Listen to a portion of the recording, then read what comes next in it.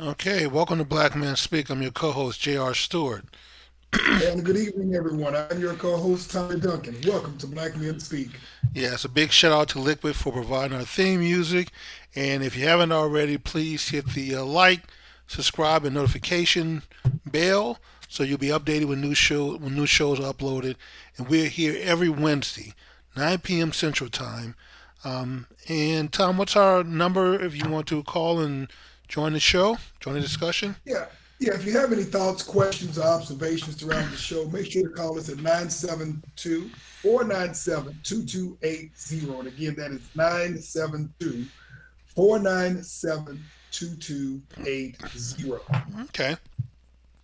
Tonight is going to be a very fascinating show. We're going to be talking about some people. Tom, these are some of my most looked up to people. I mean, these are probably the most progressive group of black people in American history. And it's a shame that somehow they got firebombed, killed, and had the spirit just totally knocked out of them, man, by what we call American life.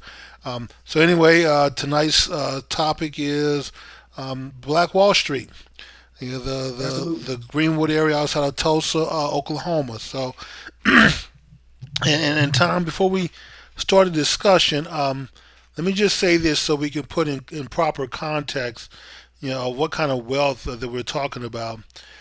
During this time in the 1920s and 30s, in the state of Oklahoma, Tom, there were 31 actual airplanes that were registered to private citizens, and I believe 11 of those were black owned.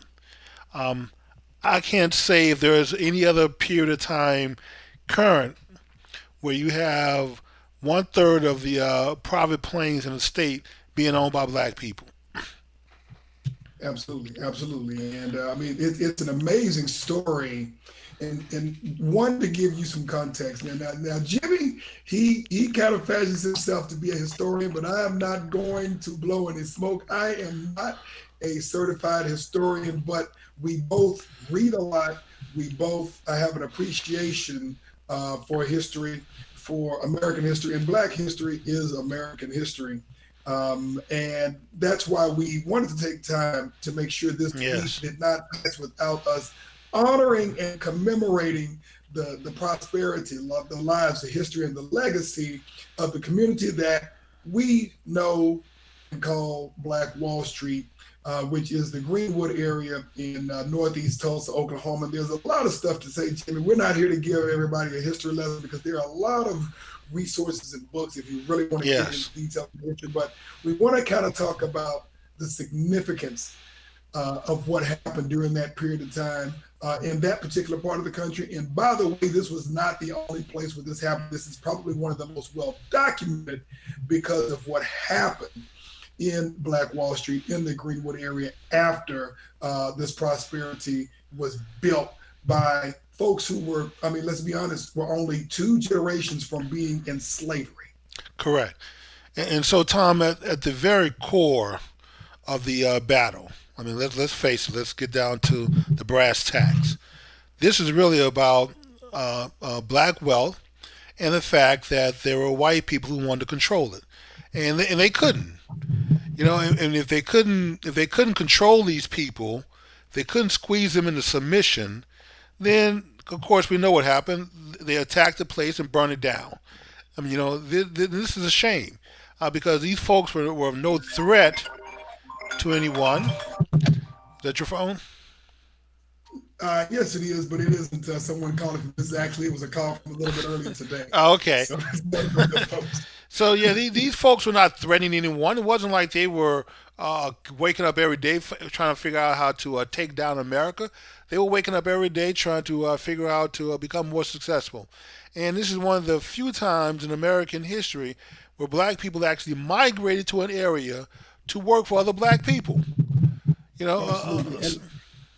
And go to ahead. kind of give us some context for those of you, and we may have some history buffs out there, if you know anything about the history of Oklahoma and then how this came to be, when you look post Civil War, when you look at the Emancipation Proclamation, of course, you look at, of course, the Reconstruction period in the late 1800s, 1890s. 1800s and 1890s in particular, after, of course, the Africans were freed. And of course, when Abraham Lincoln was assassinated, right after that, you had Andrew Jackson came in, and a lot of things that had a particular intent to ensure and empower those Africans that they had the same rights as other Americans, white Americans in particular, uh, would get land, would get opportunity, things of that nature. When Andrew Jackson came in, made a deal with the devil, and a lot of things began, unfortunately, to turn in not so good a way for not just the newly freed Africans, but also for the American Indian. For those of you who know anything about what we call the Trail of Tears, where a lot of the American Indian tribes were, basically taken or forced off of their land by the American government. Many of them, of course, were relocated to what they call Indian Territory, a large part of which we now know is Oklahoma. And just an interesting tidbit of knowledge that some of you may not be aware of. Oklahoma, the name itself, actually comes from the Choctaw um, language and calls land of the red people. Okay. Oklahoma is called land of the red people. Any rate, a lot of the American Indian tribes were relocated to Indian territory. Eventually came Oklahoma, and then a lot, of course, the newly freed Africans were moved there with them. So at this time, Tom, these people had come together to, it really had control of their commerce. We're talking banks, we're talking restaurants, we're talking shops, we're talking stores. And black people would go to the area, move to the area for economic opportunity because there were jobs there. And there were jobs being created by other black people for black people, which is almost unheard of. The farmers had an outlet for their food. They didn't have to, I mean, for their goods. They didn't have to go begging anyone to sell their goods. There were plenty of black-owned restaurants there who could buy up the goods for resale, and stores and shops. One of the most fascinating stories, Tom. I mean, and then periodically I'll go back and reread some of the history of this area. But one of the stories is when the people of Tulsa decided that they were going to stop sending the buses to the area, and they thought that because there were black people in Greenwood who actually used the bus to come into Tulsa to work. I mean, it wasn't it wasn't like they were all working in Greenwood. Some of them worked actually in Tulsa, and they figured if they shut the bus service off, that would be one of the death blows to bring them to their knees. There would be so much social pressure that they would have to give in and to white control. Well, some doctors from the hospital actually got together. I think 5 doctors got together and used their money and bought buses and started a bus service. Now, I always tell this story sometime in speeches that I give, Tom, of what would people do today. And if we use Dallas as an example, if DART stopped bus service to South Dallas, South Oak Cliff, to Bontown right now, just as public policy, we're just not going to drive buses down there anymore. What would the response be of black people? Would anybody come together and decide, hey, let's buy up some buses and start our own bus service? Or we sit there and cry like a baby until white folks decide to restore bus service? Well, I can tell you this, and I cringe that that would ever happen. But Jimmy, I think you may be right. There might be a big protest in downtown, anywhere where the bus station came from, and then there were probably, and I hate to say it, specific groups that would be downtown or in any area where they could get some attention protesting that we have to have these buses, come through our neighborhood so we can get to the grocery store, to the mall, or whatever it is. But the beauty of Black Wall Street, which is what we're talking about today, is that, you're right, Jimmy. A lot of folks moved to Oklahoma for opportunity. Right. They were moving, of course, away from slavery. They were moving away from the violence. They were moving away from the plantations. But also, quite frankly, there was a white community there in the early 1900s, but black folks weren't welcome there. Right. And so, guess what? The folks who had economic means, who had capital, said, you know what? we'll build our own. So again, from the late 1800s, 1890s, when there was practically nobody there, to the early 1900s, 1910, then we move up to around 1920 when all of this stuff happened that everybody's been talking about nationally. Black folks had their entire community fully integrated. They had their own schools, which they ran. Right. They had a hospital that they operated. They had grocery stores. I mean, they had restaurants. I mean, they had literally everything that they needed in order to operate successfully. And the question comes, it is 2021, That's a shame, 100 Tom. years later. I am not sure. There are, of course, several thousands of black businesses, but when we talk about a black community, fully integrated, economically independent, Right. that was what we had in Black Wall Street. Maybe there is some place that we can call a completely economically independent There community, isn't, Tom. but it is a very, very well hidden secret. Yeah. If even in Atlanta, even in DC, Even in Atlanta even and D.C., that's correct.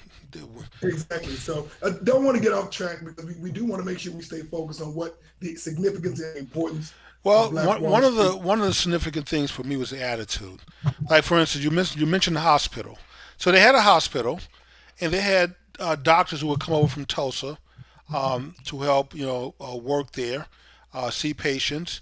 Um, and one of the things that the business class of Tulsa tried to do is they cut off doctors, white doctors, from attending the Greenwood Hospital, going there. And so once again, confronted with a major problem. We have a hospital, but we don't have enough doctors and nurses to come here because the white folks have decided to not visit and work here in our hospitals. Well, Tom, their response was to start their own medical school, which they did, which supplied doctors and nurses not only to their hospital, but the hospitals around the country, black hospitals around the country that was short of physicians and nurses. Once again, if Charity decided today to stop seeing black people in Dallas, not Charity, what's the hospital there? I'm thinking about New Orleans. Are we talking about in the Dallas area? Parkland, yes, in Dallas area. Of course, Yes, if right. Private Parkland, hospital. if Parkland stopped seeing black people today, or the doctors there all left and decided they didn't want to treat people who go to Parkland for medical service, what would the response be? Would someone come and say, "Hey, we need to start our own medical school to supply doctors and nurses and lab techs and everything else that we need for our hospitals"? Or will they sit there and cry like a baby and say this is wrong and discriminatory? My point is that every time these people were faced with something, Tom, they took action. They just decided to go do it for themselves. There's no point if you don't want to send doctors, you don't want to send buses, you don't want to do business with us, you don't want to let us use your bank, then fine. Then we will create our own. And that is what I love about this period and these people, because I wish that attitude had taken root throughout America, and we had that same attitude today. Well, Jimmy, there is a resurgence considering what's been. I mean, again, there's really literally no change. It's just a matter of really epochs in history where we occur. But there literally is very little difference relative to what's going on in America as to the position of the black population in terms of economic potential and prosperity. It's just a matter of whether you're asleep or, as some people would say, you're woke. And there has been a resurgence in buying black, in building a black economy. Obviously, none of these things happen overnight. But all that being said is that if you consider the hurdles that our ancestors went through during that period of time and what they were able to accomplish, what they were able to build in the late, well, let's just early 1900s, not just in Tulsa, but all over the country, in several different pockets in several different communities with extreme hardships, Right. legalized segregation. Again, I think that the black folks in Oklahoma, were legally allowed to vote until 1910, and then of course they instituted the grandfather clause, Right. and then that disenfranchised them from being able to vote. But when you consider what they were able to accomplish, even in spite of all of that, in order to build that much wealth and prosperity at a communal level, it was unprecedented, and especially during that period of time and such a short period after just 1865, with, of course, our ancestors being free from slavery in the Emancipation Proclamation. And so we'll get to this point, Jimmy, but the question is, what do we take away from this? How do we move forward? And where do we go from here? Because there's a lot to learn from what happened now. Of course, over the last couple of days, we've been talking about, or the nation has been talking about, the legacy of what happened to Greenwood. Of course, it was bombed, it was destroyed, it was literally a mass mob attack It was. on the entire community, and it was completely destroyed. Of course, law enforcement did practically nothing in order Did to when protect you mean it. practically nothing? They did nothing, Tom. Right, People were exactly. dropping fire bombs from the planes. I mean, they would Right. fly over the area and drop fire bombs from the planes. The police did absolutely nothing to protect the people or the property. And the white mob that was, so angered at this point over a lie, I mean, just had free reign to go and destroy as much as they could. I mean, like I said, if we can't arm twist you into submission and get you to voluntarily subjugate yourself, they just decided they were going to destroy it and burn it down. And once Absolutely. again, for people who are not threatening you. So, what I take away from this time, and what we should take away from this, is that we have to stop being victims in America. There's nothing wrong with remembering our past and what people have done, but at some point, we have to stop complaining about it, crying about it, and whining about it, and do what these people did and just do something about it. No one can stop you but yourself. There are people who can put hurdles, barriers in your way to slow you down, but ultimately, you're the one who decide whether you're going to get to the finish line or not through at all costs.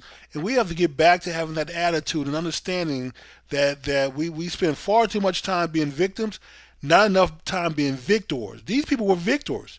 I mean, they were in some of the worst, one of the worst periods of American history post slavery.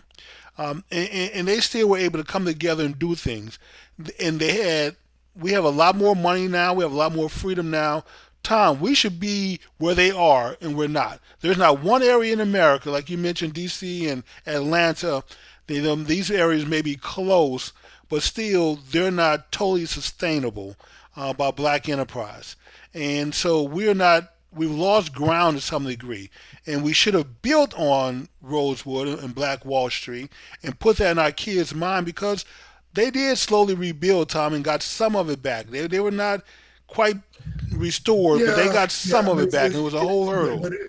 you're right. I mean, it's not anywhere close to where it No, was. it I mean, wasn't. I think in looking at some of the documentaries and in looking, I think there may be a couple of blocks or a block or two that are the remnants of what we knew as Black Wall Street. I want to say there were 10 or so black businesses, but unfortunately, what we see, Jimmy, what we see across the country, it's been happening for the last couple of decades in most black neighborhoods. And let's be very clear, they were black neighborhoods, not black Right. communities, because they were not economically self-sufficient. Is whenever, let's be clear, whenever mainstream slash white America wants black land, what do? They change zoning laws. They run a highway through the black community, and that destroys everything. Jimmy, you're from South Dallas. You know Yes, this story very well because your family is from that area. correct. You know what happened in South Dallas. It's happening in Dallas. It's happening in Houston in the third ward. Yes, It's happening in Austin. It's happening in Harlem, New York. All of the major black communities in America. Same thing happening, same strategy. The same thing happened to Greenwood as well because they didn't, I mean, there were some people who left. They were devastated. Everything was, of course, destroyed. And there were some people everything, who left. Tom. But there were people who were committed to fighting back and trying to rebuild Greenwood. But again, sometimes legislation and those who were in power, white folks, let's be very clear, made it very, very difficult to almost impossible for them to rebuild, what was there before. And And Tom, so, many of these businesses had insurance, and you know what mhm, the response of the insurance companies was? They were not going to pay because um, officially they said that the black folks burnt their own property down. So right, there was no evidence that anybody else came in here and destroyed your property. All you folks got together and had mass hysteria and burnt your own property down. So, Tom, not one insurance claim was paid. Now, that is something that we should fix. I'm not a big reparation person, but that is something that we should fix. Those policies adjusted for inflation should be paid to the surviving heirs of those people. right. And what we're not trying to say is that every white person is responsible No, for what happened in Greenwood, what's happening in Harlem. Um, let's be very clear, Jimmy. You got some roots. Even you went to school in New Orleans. When you look at what happened after Rita and Katrina, the natural yes, disaster that, in essence, was allowed to happen because of neglect in areas. We know what areas were most at risk in New Orleans, that's right. and so when eventually a monsoon comes through, we know the folks who are going to be at risk, and they deliberately ensured that those areas that were potentially most affected were not protected. And the areas that we knew, that a lot of my friends, even when I was coming up, who lived in New Orleans, never to be seen again. And it's been Right. gentrified, gentrified, and the color and the culture of that area of New Orleans that a lot of us know and love will not be seen again. It won't be, Tom. I mean, you have half the population who left New Orleans and never came back, only to be backfilled by non-black folks. And you're right. I mean, even here in Dallas, you've had that. I mean, look at the east side of Dallas along 75, heading into North Dallas. I mean, that used to be all projects and low income housing and low income apartments, all been bulldozed and flattened out and rebuilt to attract a more upscale. Which I'm not blaming the city for that. I mean, every city wants to upgrade property value so they can collect more taxes. That's a business that they're in. But sometimes people overlook the poor people in a certain area who get they'll say something crazy like, oh, they'll have first shot to come back in here and buy the property or rent an apartment in time, knowing that they can't afford the new area. I mean, once you've rebuilt it, and even as close, Tom, as right outside of Fair Park, I found a tea and crumpet shop, damn near in the heart of Bontown. I'm like, wait a minute, what's wrong with this picture? When did our folks all of a sudden start drinking tea and eating crumpets? They're getting ready for the little ladies who are going to be walking around with their little dogs. Tom has already started, man. I mean, look at that area around Fair Park, how they've been pushing the poor black folks out of that area, and that'll just Exactly. continue to expand because Dallas is landlocked. They don't have any more. They don't have any new land to develop. I mean, Right. everything has been fairly developed. So, what do? Like you said, now you go into the poor areas and you start pushing. I mean, where do these people go? I mean, And so, I mean, and Jimmy, what really concerns me and frustrates me and angers me to some degree is that when you add that to the folks from our coastal cities who are migrating and are investing ad nauseum in yes, places like Dallas, and you have folks like our parents and our grandparents and our older citizens who have been living in these places for years, but are getting to the point, Jimmy, where they're not going to even be able to afford the taxes. They're not going to right. even be able to afford to keep these places just because of the taxes. Right. So and if you look at Live Oak hitting east and Swift Avenue and some of those places, I mean that's already happening. The people there are being displaced because they can't afford the increased property tax they have to pay, school board, city, and then some of these are they have special appraisal districts over there where you have to pay additional taxes. So people sell and move out because they can't either that or they lose their property and the city auctions it off. But either way, the developers move in, and to some people they call that progress. But I guess to the person who's being displaced, all they see is progress and stepping all over them. Right. And Jimmy, at the end of the day, what we do know in America as we know it, primary means of wealth for the average American is land. And Right. so when you force them out, when you deprive them of the access to their land, their home, their properties, that systematically, which overwhelmingly happens to our community significantly more than anyone else's community, because they don't do that kind of stuff in Highland Park. They don't do that kind of stuff in Right. They Frisco. don't. That's correct. That impacts our community more so than anyone else. And so that continues to destroy wealth in the black community legally and illegally, because in essence, what we going back to Greenwood, in essence, what happened is, you know what? We have our community, but now that you've built yours, we want yours too. And if you won't give us to us willingly, we'll just take it.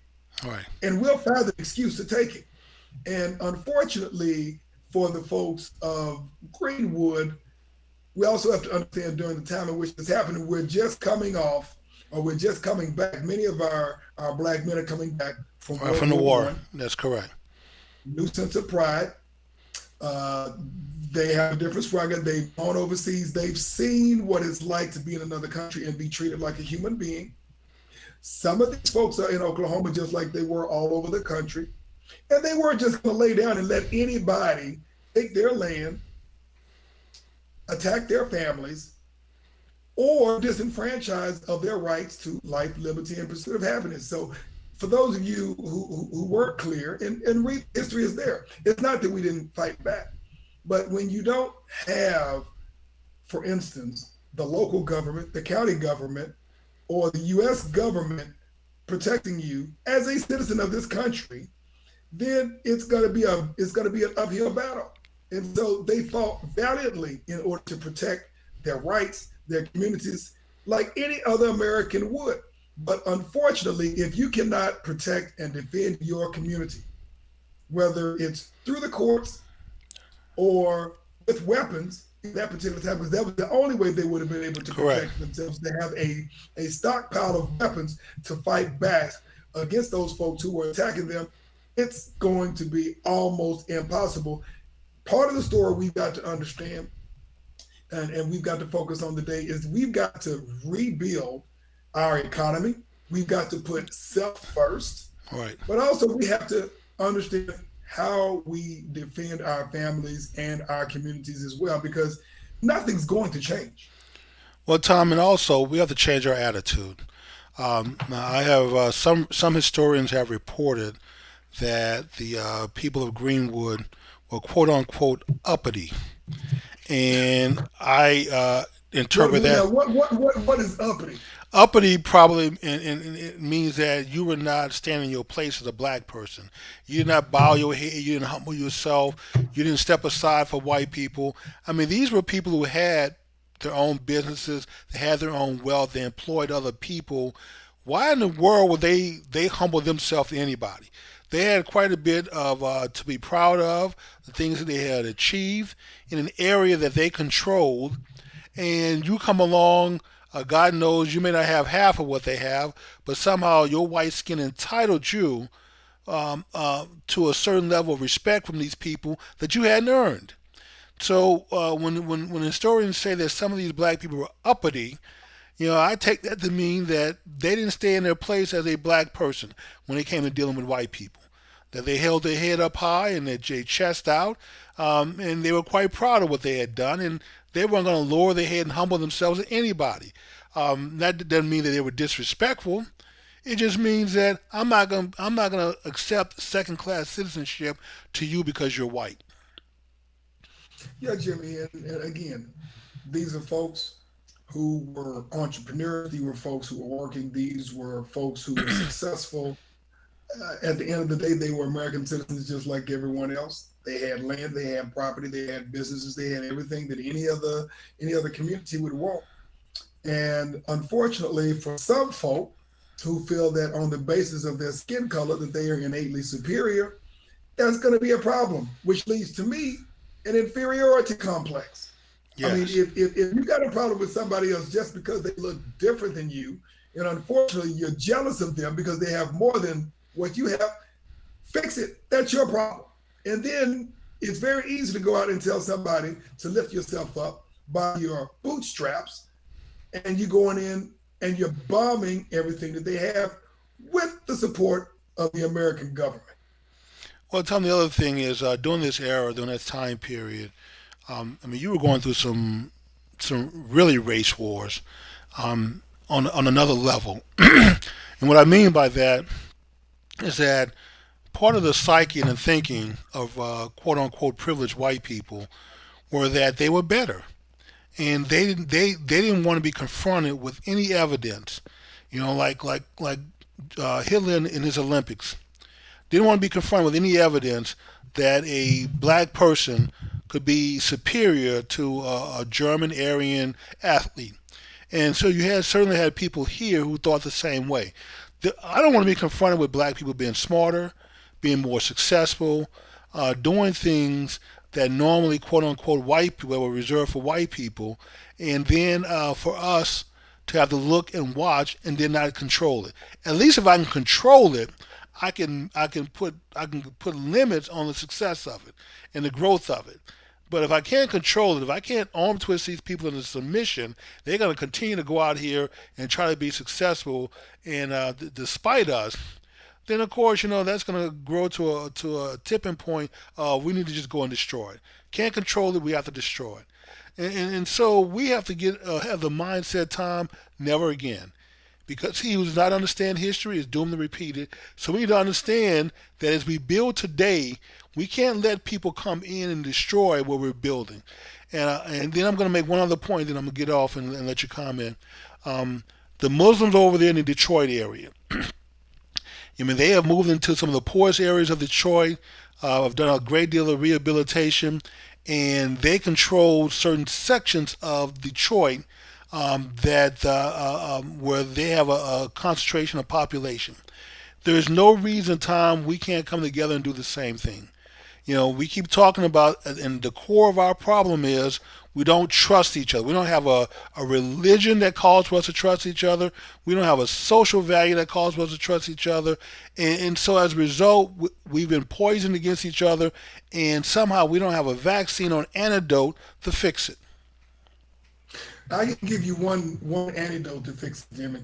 One, we have got to stop allowing ourselves to be poisoned by mainstream mass media, which includes television, Right. which includes the Books. movie theaters Yes. primarily. And the other thing, Jimmy, you bring up a very good point. If you're not owning and shaping your own narrative, your own history, then you are doomed to fail. Yes. You are doomed to fail. I mean, unless you are owning the media, the mass media channels that are programming into your child's mind, into your family's mind, what its future and what its reality is going to be, you're going to be subservient. When you watch television today, whether you're talking about network television, whether you're talking about cable channels, even some of the so-called, black targeted channels, very, very little, very, very few things you're going to see that are going to produce constructive images of black family, Right. black Especially the black man. prosperity, black unity, Yes. black solidarity. What you're going to find primarily, you know, entertainment. Either you're laughing, stepping at it. Hmm. Number two, you're talking about gangster activity, or you're talking about black folks turning on each other. At the end of the day, if you don't program and channel what's going into your subconscious mind, then you are doomed to fail. And so one thing that we have to stop doing is buying in to programming that is self-destructive and self-defeating. That's number one. Number two, we have to build our own economies. If that means making a sacrifice, there is no sacrifice greater than the ones that have already been made. And for the shoulders that we stand on, there is no greater sacrifice that we can make than what our ancestors have already made for us to be here. We have to be willing to make the sacrifice in order to make sure that what they fought, bled, and died for was not in vain. Well, Tom, I have done a lot of YouTube searches. Now I'm going to launch my own video streaming service because I've had some disagreements with YouTube, and rather than complain and cry about it, Tom, all they've done is force me to go create my own. So, but that's another story. But the point is that, Tom, I've looked around YouTube. I've done a lot of searches. I've watched a lot of videos. There is really nobody besides the two of us, for the most part, who's talking about black history on an ongoing basis. Talking about our ancestors and what they've done and trying to encourage black folks to use them and use their stories, but you need to learn to encourage you to do more today, to stop feeling so defeated like you can't do when you look at what other people have done before you who had to do it in worse conditions. Then that should be inspiration for you to let you know that hell, you can come together and do something today. And we're the only ones, Tom, with that message on YouTube. And Jimmy, the other thing, and I definitely appreciate that, and definitely let me know when your streaming service comes out so we can help support that. We do have black men out there who are doing some things, but the large majority of them, unfortunately, have been relegated to entertainment, whether that be sports, movies, or something like that. Talking about, what's going on TMZ and stuff like that. There are some brothers out there who are doing some serious content. I caught a podcast here, probably within the last year, about some brothers who are talking about things in financial services.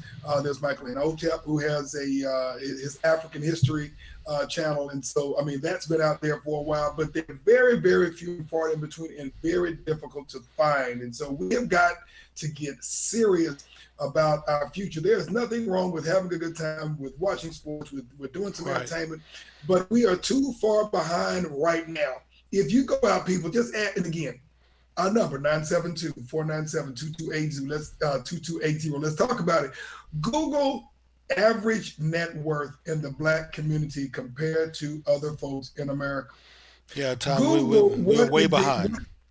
What is the average household income in black America compared to every place in America?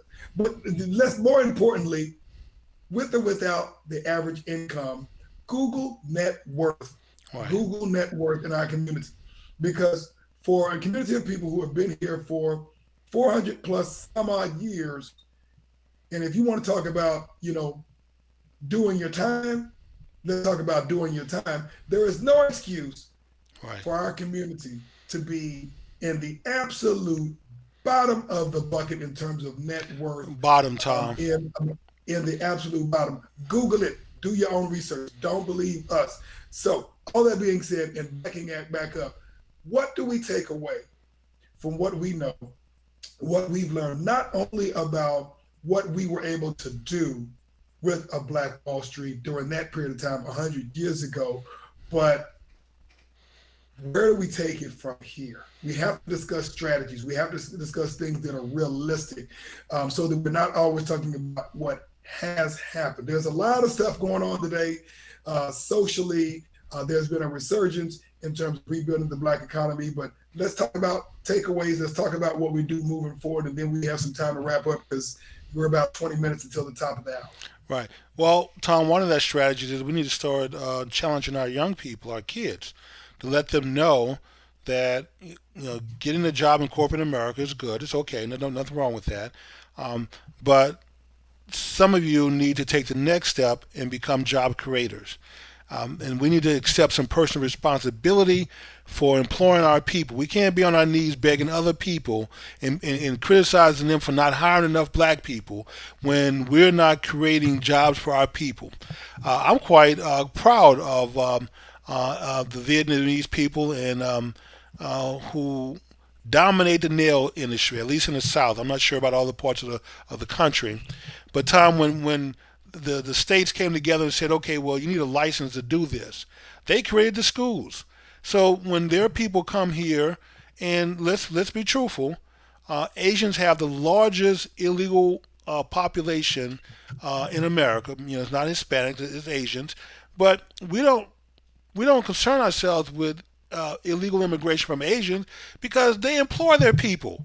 They find jobs for them. They find a place for them to stay, I guess.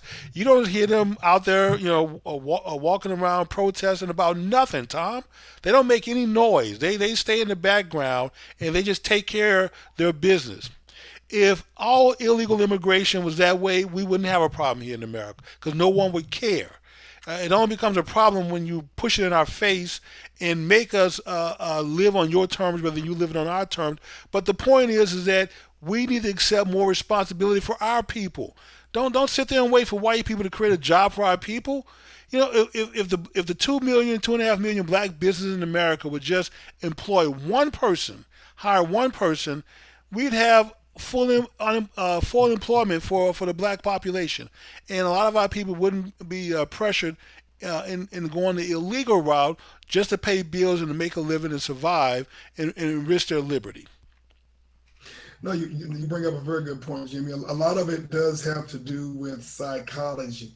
I mean, if you consider The mind, yes. every service, every product and every service that you use or own in some way or another is available through anybody. The question is, are you doing your best to make sure not just that the insurance on your car or the insurance on your house goes to a contractor, but you know what?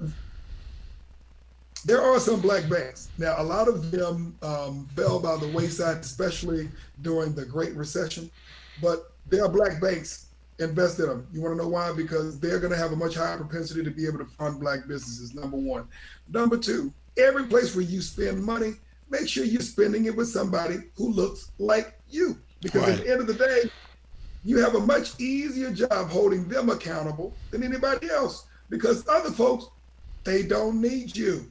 They That's don't need correct. you. So, for instance, I do real estate. And so I have a plumber, I have an electrician, I have a handyman who does, everything from nuts to bolts. And I've built a network of different contractors, not just to do work, for instance, on the real estate end, but, at my home as well. Right.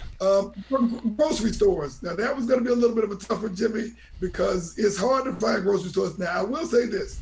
There are some African-owned grocery stores in most, major cities and really a lot of larger towns in the country. Now, they may not have everything, but there's no reason there's no reason that we should not be able to say, you know what? We have a very small infrastructure. Where do you grow that? This is the reason that I say this. In addition to the Albertsons, the Krogers, the Tom Thumbs, the Piggly Wigglies of the world, Hmm. you have La Fiestas. You have Asian-owned grocery stores that cater to their taste, their health, and their needs. Jimmy, we don't have one regional, much less national chain We of don't, grocery Tom. stores that cater to our needs. And so there's no reason that we can't build it. And There's no reason that Tom, we can't build it. and with that, and here's the shame of it. Greenwood, the farmers around the area of Oklahoma, black farmers who could not sell their products or produce and their meats to white businesses, had a supply chain, had a funnel to sell their products to black-owned businesses and restaurants and stores. People had the equivalent of then Tom of a Whole Foods because your food was fresh from the area. I mean, what is the market value? What is the value proposition of Whole Foods today? That this is fresh food. I mean, that's how they sell it. Free range and pesticide free. Well, okay. Well, why is the black farmer struggling today, waiting on a government check from the USDA that they're not getting, and complaining about what the government is not giving them?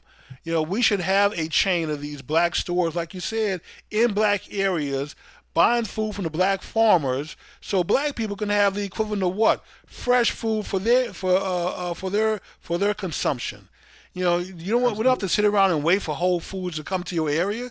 We can create the equivalent of a Whole Foods by contracting with the black farmers to supply the produce and the meats that are needed, in a timely fashion, so our people can buy fresh goods. Also, they would have a channel to sell their products, not waiting on a government check. Man, go out and plant that back 40 if you want to. You don't have to be paid to not grow stuff and be at the behold of the government for your survival. So I'm saying, Tom, yeah, that psychological aspect of this, we need to change the way we think and get back to man, making every effort we can to do business with each other. I mean, be like the people of Greenwood. Have that mindset and Absolutely. that attitude that we're going to do this at all costs. Because it's either that or it's nothing. Because the current system, we're just a bunch of consumers giving our money away where everyone else is getting rich in a country where we at least should be number two on the list, Tom. At the very least, I know white people have had a head start on us on the wealth, but we are last in wealth. We're last in income. Yeah. And so the other thing, Jimmy, and we have talked about this before, and if you look at the model for Greenwood, Black Wall Street, to your point earlier in our conversation, doctors, dentists, attorneys, folks who had a higher net worth and higher income pooled their resources Yes. together in order to develop the capital base in order to open additional businesses. There is no reason that we cannot continue to do that today. And it's not just the doctors, the lawyers, and the dentists and other folks like that, but you have folks It's all who of are us, in the Tom. upper, yeah, you have folks who are in upper middle income category who can pool their resources together and tie back to what we talked about a couple of shows ago with Brother Ray Hodges was on the show and began and talked about how we pool our resources, use the leverage in order to either one, get loans or get grants in order to build small businesses and ultimately build a network of businesses that are tightly integrated together, to Jimmy's point, so that we can connect our farmers with our distributors to our grocery stores and literally build a chain of grocery stores, just as one example. Another thing we can do, sisters. Y'all spend hundreds of millions of dollars on hair care products with other folks who don't Billions, really give Tom. That's a $7 billion about. industry financed by black women. Exactly. There are a lot of there are a lot of hair salons out there owned by brothers and sisters out there. And there are a lot of women who are reverting from putting all the chemicals, which, by the way, does damage your brain long term, and does more harm than it does to you physically and psychologically, and go to a natural hairstyle. And by the way, while you're doing that, support a black business that provides those different products. And one of the things that a lot of folks say is that, you know what, if you don't buy from agents, they'll basically choke your product. Well, you know what? Go back to Black Wall Street. Go back to Greenwood. Look at what they did. It's like, you know what? You don't let us do business with you. We'll create our own channel. We'll create our own chain.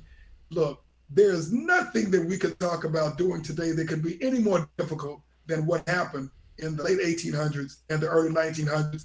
Just Right. take a lesson, adapt it to today's circumstances, withdraw our money from people who aren't doing us any good anyway, and build our own economy. And by the way, guess what?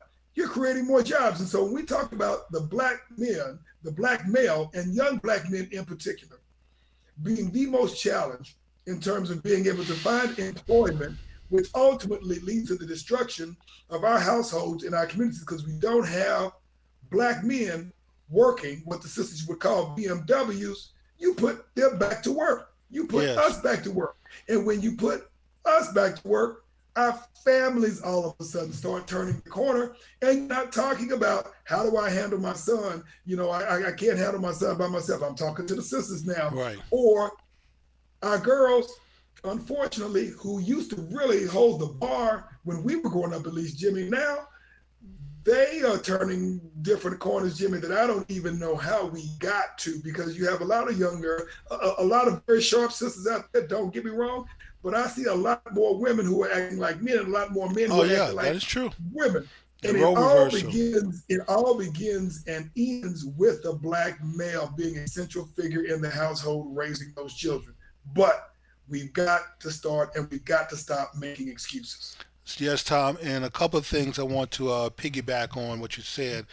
The role reversal is chronicled in the Bible as one of the signs of the end time. That's not to say that the planet or is going to be destroyed. It does mean that your community and your families, which is your heaven here on earth, is going to be destroyed, which has already happened. The other thing, Tom, you talk about the chemicals in the hair. Um, I don't know, Tom, if people have paid attention when you've seen skulls of dead people, where the skin has been eaten away. You see those lines and the cracks in the skulls. those lines are actually there in every skull. It seems like it's solid, but it's not. It's filled with little fissures and little cracks. And when you put chemicals in your head, outside your skull, Tom, once it permeates the skin and gets to your skull, you are at the brain at that point. You are really putting chemicals in your head that are going into your brain somehow. So you need to be careful about what you put there, how long it's there. I mean, if you shampoo, wash it out, I'm pretty sure that's fine, a conditioner, but don't the harsh, really harsh chemicals. Yes, Tom, you're probably damaging your brain every time you put harsh chemicals in your head like that. So that is something that folks need to pay attention to. The last thing, Tom, and we've talked about the destruction of the black family, which has been fairly completed now, and it's not by accident, it was by design. But despite that, we need to overcome that. We need to stop destroying each other, stop tearing each other down. I mean, we know that black men have problems, black women have problems. Despite that, black men need to step up and fix the mess. Leaving it to black women to fix it is not going to happen. You need to be strong enough and stop trying to be like women. Stop coveting what women have, and women stop coveting the things traditionally reserved for men. Be Don't more specific. Keep it don't as like don't the old don't church. Make it simple. They may okay, not know what don't you're talking about. don't for women, don't be so eager to grow up and be head of household, to be in charge of things and be the primary breadwinner. And for men, don't settle for being in a household where you're being taken care of. And so I mean, the complete role reversal. Men, you need to work or you don't eat. I mean, what does the Bible say? You either work or you don't eat. And it's not just you not eating, it's also your family. I mean, so you need to be responsible. And if you're going to be head of household, be head of household. The responsibility stops with you. That doesn't mean you don't take consent and listen to your woman, but she shouldn't be the head of household. She was not meant for that job. She was not built that way, emotionally or physically. There are some women who just fight to get that because they think that means freedom, because they're coveting the wrong things, Tom. So when the Bible says thou shalt not covet, this is, I know it mainly outlines property, but also attitudes and behavior shouldn't be coveted also.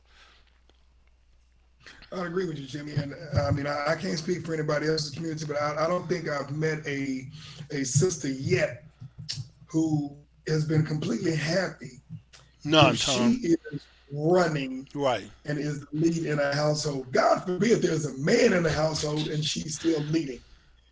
I've never met a woman who's been happy In with that the end, Tom, situation. they're not happy. You're right. I understand that you have to do what you have to do to take care of your household, to take care of your children. But at the end of the day, make sure that you are picking a man. If God forbid, if you're going to have children, make sure, and I always say this, never ever put yourself in a position where you're selecting a man to create life with whose lead you cannot follow. Right. If you cannot follow his Don't lead, be with him. That's correct. you don't need to be with him, and you certainly don't need to be having any children with him. That is true. That's totally 100% true, Tom. And to piggyback on what you said, I mean, friends of mine from the past, I mean, some of which I don't deal with anymore, but all had those situations, Tom, where they had weak men. They thought it was great initially. And, Yeah. they get to make all the decisions. They can run over him. But man, after time has passed, they are so sick of that environment. They're so sick of him. Sometimes they can't get out of it for financial reasons, but they are not happy in the end. Tommy, you're right. Weak men do not provide happiness for a woman who needs security. She needs a rock in her life. She is at her best when she is secure in life, and you can't be secure with a guy that you can push, who's a pushover, that you can boss and control. That in the end is not what women really want. They may settle for it, but they're deep down they're not happy with it. And getting back to the premise of this story, and as we begin to close out in Wall Street, when Yes. all of this happened, when the folks in Northeast Tulsa were attacked, it was the men who came out of the house. It was the men who bore arms. It was the men who were prepared and who did give their life Right, prepared to because die. and they did die. Right. I mean, several hundred people died, as a result of what happened. But it was the men who came out bore arms and were prepared to die and give their lives to protect their families and their communities. And Jimmy, to your point, I agree with you. That's what we have to do. There really is no other option. We cannot compete as a one or two-legged stool in America. At the end of the day, we have to pool our resources together, make better decisions, build strong, healthy families, develop intelligent, well-educated, and hungry children who are going to go out there and map the next 100 years. We Right. cannot continue to only plan for this weekend and where we're going out to That is eat, true, where we're Tom. going to vacation. Most people, this is fact, most people, studies have shown, spend more time preparing for their vacation every year than their financial future. That's It's correct. got to change. Got to change. It has to change, So Tom. exactly, there's an old saying that says, um, service begins at home, Right. and we cannot be my and me focused, but we have to take care of the house first, which means that we have to have a strong economic foundation, and then we network with other families and other communities to build the same thing, and that's how we build our economies. And that's the only way we're going to build our economies. One house, one block, one community at a time. And now that we have the technological infrastructure to do this, this is a nationwide or global strategy that we have developed because, as Malcolm said a long time ago, Jimmy, the same issue that you got in Harlem, you got in Accra, That's Ghana, right. for those of you who didn't know that. So it's the same issue all over the world in terms of what is vexing us, but it's the same strategy that's going to cure our ills. We have to see beyond me. There is no me without we. Well, Tom, that is true. And this is why great men of the Bible are charged with starting nations with their families. And so we have to get to that mindset that your family that you create is that seed that you plant, but having a solid family is the first step in building a great nation, as other families are planted and take root also. Y'all collectively grow together. But you're right, you can't be individuals fighting for yours all the time and somehow not accept some responsibility to plant a seed and start a nation. We are the seeds of nations, and we should accept that responsibility and that charge and go out there and start doing what we have to do, Tom. So it is a shame that a lot of our men are sitting up in prison and some of our women. That is not where God intended you to be. Your strength of character, your strength, your physical strength, and your mental strength and emotional strength was not designed for you to end up in prison. It was designed for you to go out and be the nation builder, to start nations, starting with your family first. Absolutely, Jimmy. And I guess as we close out, because we are right at the Yes, we top of should the hour we right should now. go ahead and And close out. absolutely. We want to thank you, everyone, for listening to us today. We hope you enjoyed the show. We hope you appreciate the dialogue.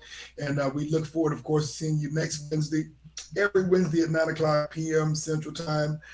Again, take the time to give thanks to those who came before us and who made the ultimate sacrifice that we would be here. Ladies and gentlemen, we want to thank you again. And I would just say one thing, amen to that, is that there are very few channels on YouTube that are doing what we're doing. We're trying to give the information, bring awareness and solutions to our problem. We're not just complaining. So please spread the word. Please support us as we try to grow the show in 2021. If you haven't already, please subscribe. Hit that notification bell when new shows are uploaded, which is every Wednesday, 9 p.m. We go after we close the show out. It's automatically uploaded. You'll be notified that there are new shows out there for you to come watch. So thank everyone, and we will see you next week. Good night.